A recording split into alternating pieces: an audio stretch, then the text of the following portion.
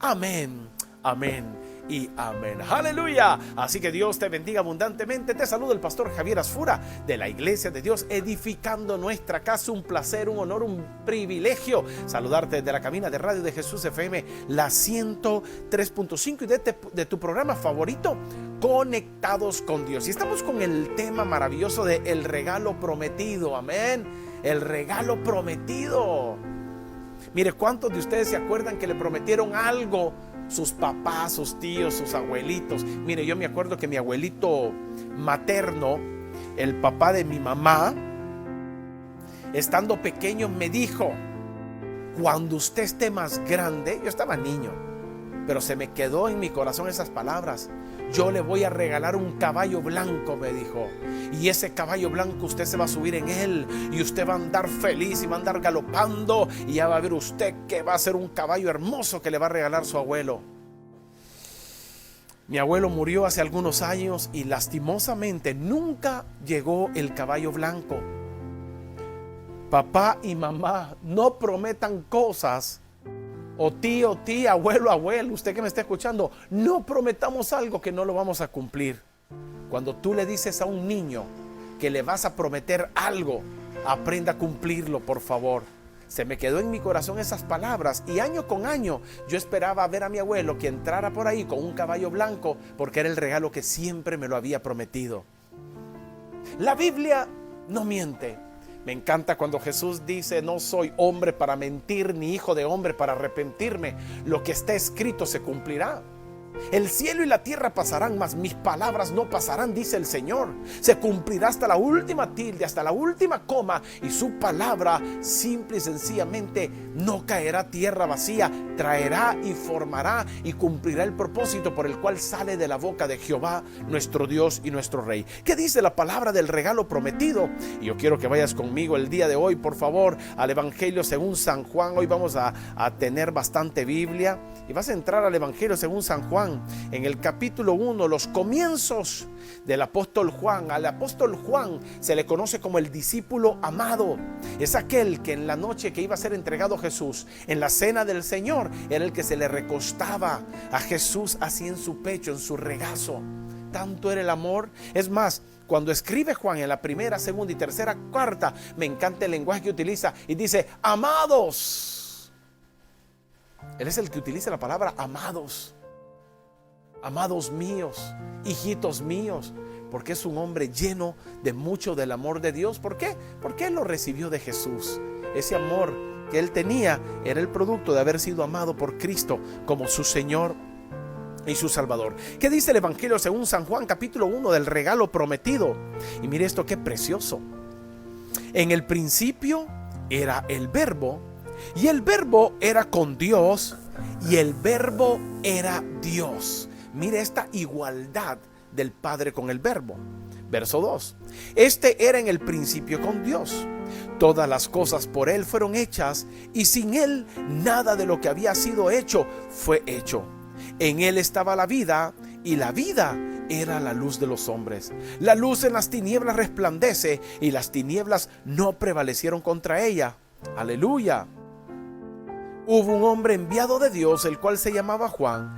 Este vino por testimonio, para que diese testimonio de la luz, a fin de que todos creyesen por él.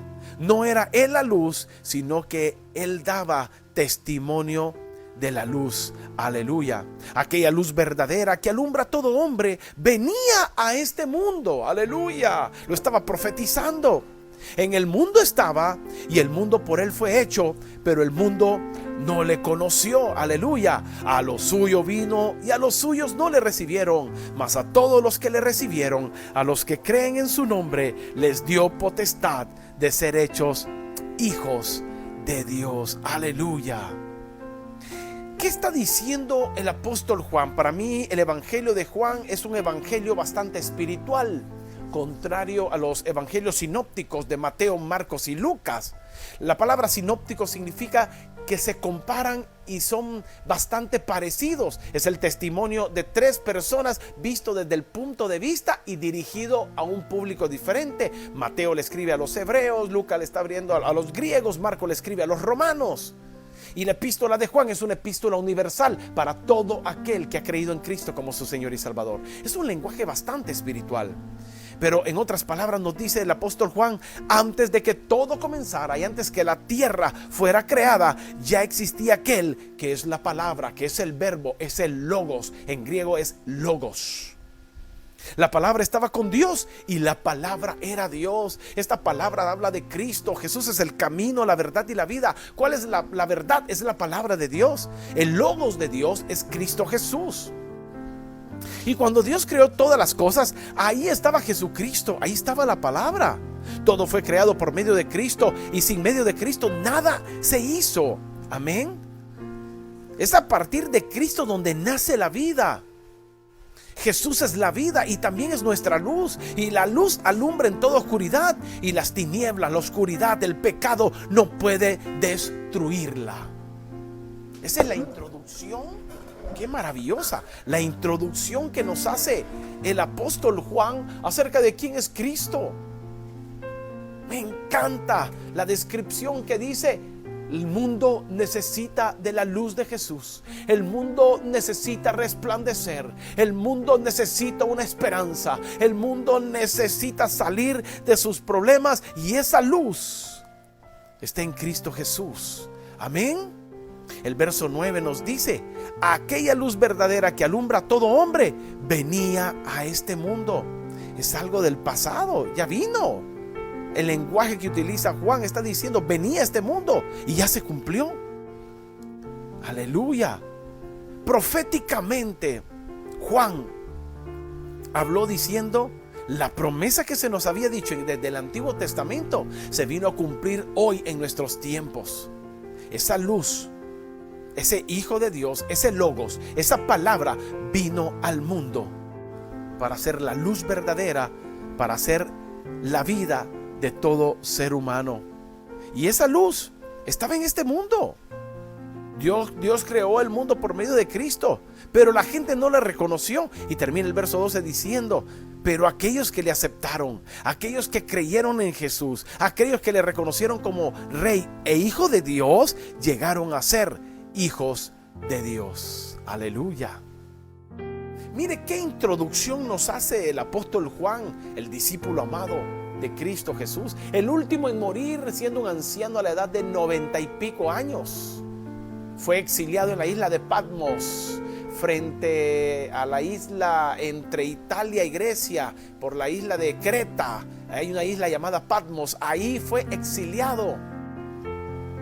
La tradición judía del primer siglo, Josefo, uno de los historiadores filósofos judíos de los que llegaron a recopilar la historia cristiana, llegó a decir que el emperador romano, para quitarle la vida a Juan porque predicaba en Roma y logró que muchos vinieran a los pies de Cristo, dice que fue introducido en una olla de aceite ardiendo y le dijeron: niega que Cristo es el Señor y que el emperador, el César, es el único Dios y Señor. Y dijo: jamás lo voy a hacer. Jesús es mi Señor, es mi Redentor y mi Salvador. Y dice la tradición judía que Juan fue sumergido en aceite hirviendo y parecía que Juan se estaba bañando en agua tibia.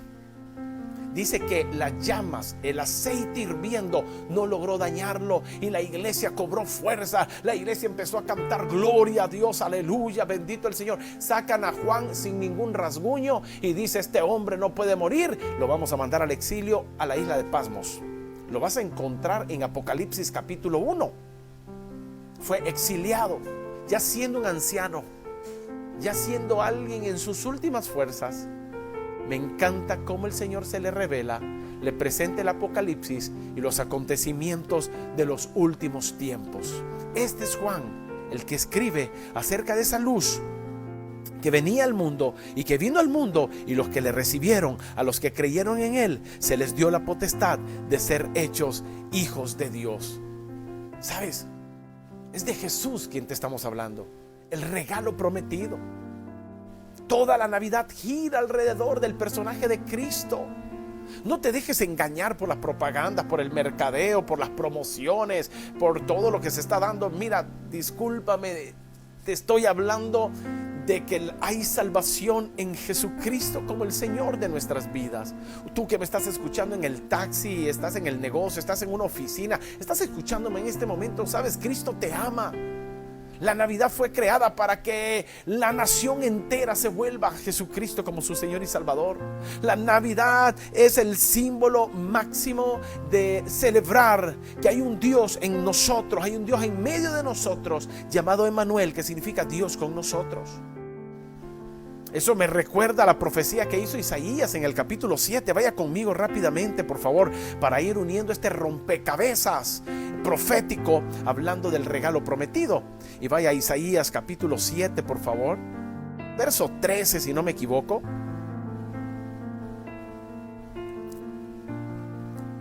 Isaías 7, verso 13. Miramos qué dice la palabra de Dios. Dijo entonces Isaías: oíd ahora, casa de David. Le está hablando a Jerusalén, a la tribu de Judá, porque Isaías profetizó en el Israel del sur, en Jerusalén, y existía la Israel del norte. 10 tribus en el norte y 2 tribus y media en el sur, en Jerusalén, en Judea. Entonces Isaías dijo: oíd ahora, casa de David. ¿Os es poco el ser molesto a los hombres, sino que también lo seáis a mi Dios? Verso 14. Por tanto el Señor mismo os dará esta señal: he aquí que la Virgen concebirá y dará a luz un hijo y llamará su nombre Emmanuel. Esto es, Dios con nosotros. ¡Aleluya! Y ves cómo se relaciona entonces Isaías 7, verso 14 con San Juan capítulo 1, verso 1. En el principio era el verbo era con Dios y el verbo era Dios. Estamos igualando que Jesús es Dios. Hay un solo Dios y un solo mediador entre Dios y los hombres, a Jesucristo. Estamos hablando de un Dios en Padre, un Dios Hijo y un Dios Espíritu Santo. Los tres son Dios. Ni uno es mayor que el otro, ni el otro es mayor que el otro, y no se contradicen. Son Dios, por supuesto, con atributos diferentes y con funciones diferentes. En 2 de Corintios, creo que Corintios, el último capítulo es el capítulo 12, si no me equivoco, alguien me escribe, por favor. 2 de Corintios capítulo 12, donde termina 2 de Corintios, dice: y la gracia, ¿cómo dice? El amor del Padre. Como siempre saludo yo, me encanta ese saludo, esa salutación apostólica se le llama. Dice: el amor del Padre, la gracia de nuestro Señor Jesucristo y la comunión de su Espíritu Santo sean con todos vosotros desde ahora y para siempre. Así se despide el apóstol Pablo de la iglesia de Corintios en 2 de Corintios capítulo 12. El amor del Padre, San Juan 3:16, de tal manera amó Dios al mundo. ¿Está entendiendo? La gracia de nuestro Señor Jesucristo, porque por gracia somos salvos por medio de la fe en Cristo Jesús, Efesios capítulo 2. Y la comunión del Espíritu Santo, el Consolador. Estamos viendo un Dios Padre, un Dios Hijo y un Dios Espíritu Santo con funciones diferentes. El amor proviene del Padre, los milagros extraordinarios vienen del Padre. Jesucristo introduce la gracia, la justificación, la regeneración, el nuevo nacimiento. Y el Espíritu Santo nos guía a toda verdad y nos redarguye de pecado, de justicia y de juicio, y nos consuela en nuestros momentos de mayor necesidad. Está viendo cómo se complementan el uno con el otro, pero hay un solo Dios, Dios Padre, Hijo y Espíritu Santo. Por lo tanto, Isaías capítulo 7, verso 14 se junta paralelamente con San Juan capítulo 1, verso 1, diciendo: en el principio era el verbo era con Dios y el verbo era Dios. ¿Está entendiendo lo que el Señor le está diciendo? Jesús es Dios. Jesús es Dios. He aquí la Virgen concebirá y dará a luz un hijo y llamará su nombre Emmanuel, que traducido es Dios con nosotros. ¿Sabe? Se me quebranta el corazón, se me aguadean los ojos cuando leo estos textos. Y es que el Espíritu Santo nos está hablando y nos ha estado hablando siempre. ¿Quieres tener al Padre? ¿Quieres conocer a Dios? Recibe a Cristo como el Señor de tu vida. Quien tiene al Hijo tiene al Padre. Quien tiene a Jesucristo tiene la vida, y la vida en abundancia. Y mire el verso 15, qué bonito. comerá mantequilla y miel hasta que sepa desechar lo malo y escoger lo bueno. ¿Qué significa eso, pastor? Mantequilla, bueno, se hacía mantequilla de cabra, de leche de cabritas, de leche de terneritos, de vacas, por supuesto. Se hacía un yogur. Los árabes descomponen la leche y le agregan ciertas hierbas y se le llama querek. En árabe significa querek, que es un yogur, es una leche cuajada, por decirlo así. Los israelitas, la comida árabe y la comida israelita tienen bastante. Los falafel, estamos hablando del endama, estamos hablando del pampita. Mire, eso se come tanto en los países árabes como en Israel.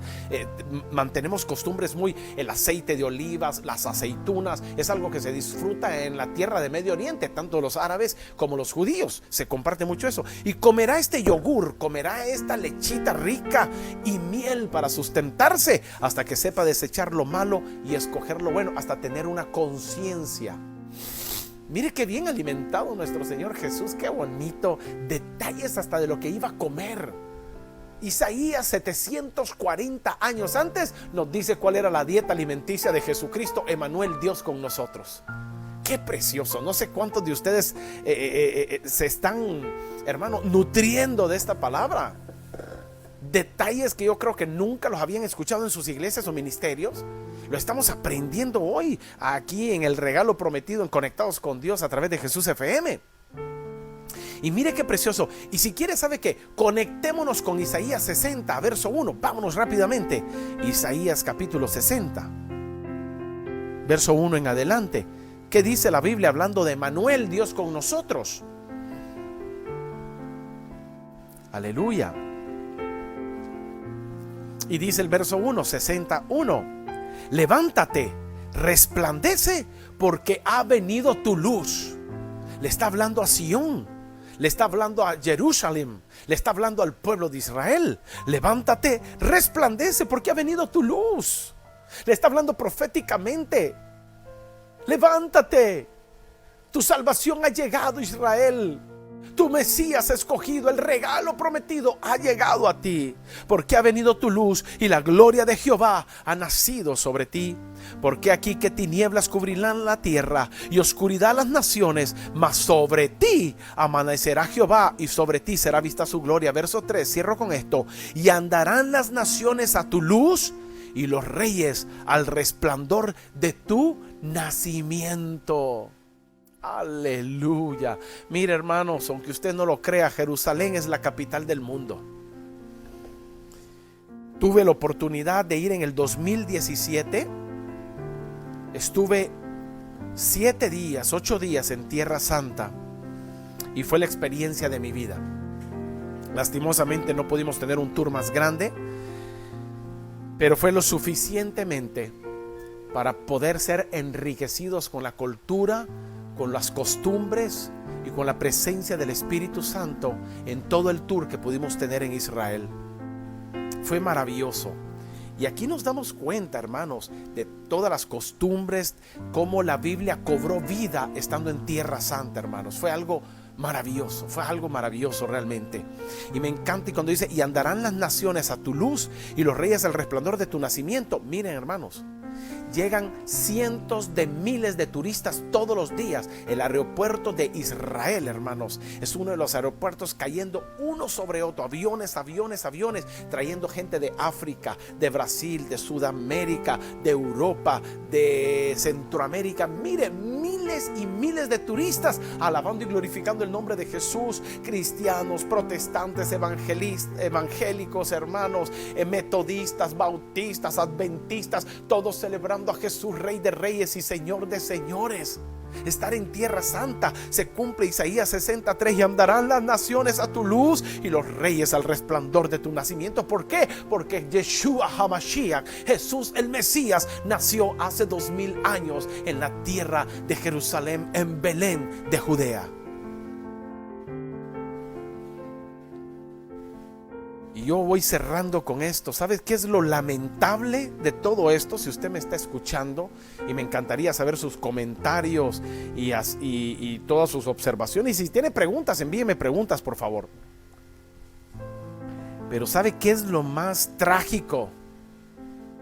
Donde se cumple San Juan capítulo 1 verso 11. A los suyos vino y los suyos no le reconocieron, le negaron y le dieron la espalda. ¿Sabes que más de la población en Israel, el 75% son judíos, el otro 25% son árabes y son diferentes naciones que viven como extranjeros en el país de Israel, pero que han aceptado sus culturas, sus costumbres? Es más, mucho árabe se le ha considerado israelita y se confían en ellos. Aunque usted no lo crea, hay mucho árabe dentro de la nación de Israel que trabaja para los israelitas, trabaja con israelitas, aceptaron las costumbres de israelitas y son otros israelitas, aunque nacidos en países árabes. Y más de este 75% de israelitas, de esa población, me atrevería a decir que el 90% de ellos no son mesiánicos, no vieron en Jesús el Mesías prometido, el regalo prometido. ¿Sabe usted que los israelitas todavía siguen esperando al Yeshua HaMashiach? Están esperando al descendiente de David. ¿Sabe usted que los israelitas todavía están esperando al enviado de Dios? ¿Sabe usted que ellos no reconocen, dicen que Jesús solo fue un hombre sabio? Es más, muchos niegan la existencia de Jesús. Conocen de un tal Pablo, se le conoce como teólogo, pero niegan el Nuevo Testamento. La Biblia de los israelitas solo es el Antiguo Testamento, los 39 libros que tenemos usted y yo, y está separado en 3 partes: profetas, libros históricos, Pentateuco, profetas y los libros poéticos e históricos. A eso se le llama a ellos la Torá, esa es la ley. La Tanakh es todos los 3 libros, todo el Antiguo Testamento. Ellos solo creen en el Antiguo Testamento, no creen en el Jesús redentor del mundo, el Emanuel, el Dios con nosotros. Hay que orar por Israel para que se convierta a Yeshua. Hay que orar por Israel para que se vuelvan a Cristo como su Señor y Salvador. Hay que volver a predicarles el Evangelio de Cristo para que crean que ya vino el Mesías y que les ama con amor eterno. Sabes, esto es impresionante, hermanos. Poder entender la cultura, el contexto cultural, religioso, todo lo que gira en torno a Jerusalén, y a la vez causa ese dolor que es la nación de Dios, pero que no reconocieron en Jesús al Mesías, le negaron, le dieron la espalda, así como hace 2000 años los fariseos y los escribas lo condenaron a muerte. Así, lastimosamente, hoy en día Israel necesita a un Mesías, a Jesucristo, el Hijo de Dios. Oremos para que muchas personas vengan al conocimiento de Cristo. Oremos para que muchas personas reconozcan y abran sus ojos.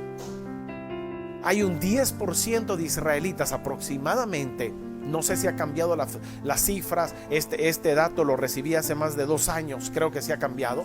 Hay mucho israelita mesiánico que sí creen que Jesús es el Mesías. Hay mucho israelita que ya se convirtió a Cristo como su Señor y Salvador. Hay mucho israelita que se va a ir en el arrebatamiento de la iglesia por cuanto han creído y fueron lavados con la sangre del Cordero. Forman parte del pueblo de Dios, no por herencia, sino por linaje y por fe en Cristo como su Señor y su Salvador. Eso es maravilloso entenderlo. Cada vez que tú abres tu corazón y le confiesas como el Señor de tu vida, Rey de reyes y Señor de señores, y te entregas por completo a Él, eso te da la seguridad de ser hijo de Dios y que tu nombre y mi nombre estén inscritos en el libro de la vida. Aleluya. Gracias, Señor. Me encantaría orar por usted, pero que también hagamos una oración por este país Israel, para que se abran sus ojos espirituales y reconozcan en Jesús el Mesías. La palabra Mesías significa el ungido en hebreo. Si lo buscas en griego, se llama el Cristos. Solo son títulos, no es un nombre. Jesucristo está diciendo Jesús, el ungido de Dios. No es un nombre, es un título. Oramos. Padre, gracias